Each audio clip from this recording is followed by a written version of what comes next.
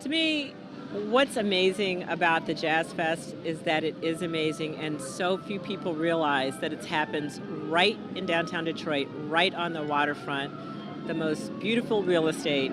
And people come from all over the world for this. You know, we complain often about the city not having amenities and the city not having culture and arts, and nothing could be further from the truth. We have some of the best things, and they're not new. They've been here forever, and I think it's just a matter of getting the word out and letting everybody know the great things we have right here in Detroit.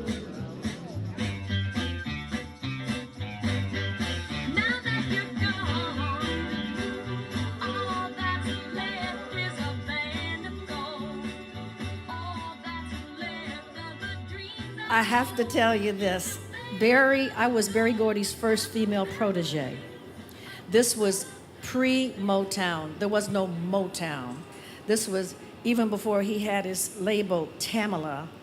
And what happened was he heard about me, because our families, we knew about each other. We all went to the Gordys went to the same church that my family went to, which was Bethel AME. Barry, came over and started, watching me. He'd come to my dance class and watch me dance. And then he wrote 3 songs for me, 3 songs that he wrote. One was called Father Dear, another one was called Applications for Love, and then the other one was called The Moon Rock. And I understand those songs are recorded and in the archives, but they were never released because I never signed with Motown, and I'll tell you why. What happened was, we went into United Sound, he recorded the songs, and I remember, let's say Beans Bowles was there and some other folks I remember now. And I'm like about 14 and a half or 15. Now, mind you, this was before Barry had the money.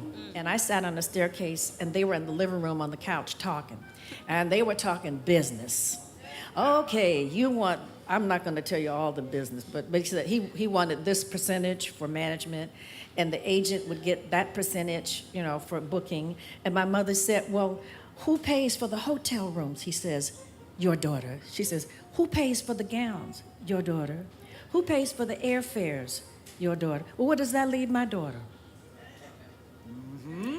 I never signed, so I was underage anyway, so it just didn't happen because Barry would not. But Barry was just a real stubborn man. I'm sure you all know, but I love him. We're real tight today. We're like family. I think he forgave me, but I kind of feel down deep inside there was like a little bit of grudge. It's poetic and it's prophetic. In that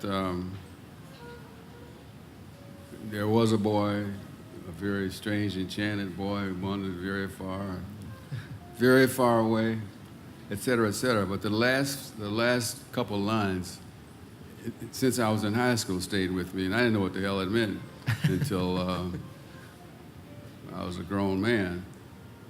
The greatest thing you'll ever know is the greatest thing you'll ever learn is just to love and be loved in return.